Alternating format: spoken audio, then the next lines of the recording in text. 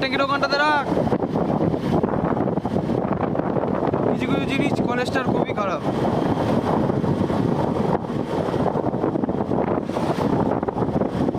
সব থেকে সেরা ভাড়া স্ট্যাবেলের ভাড়া ব্যবহার ভালো না। স্যার ম্যামের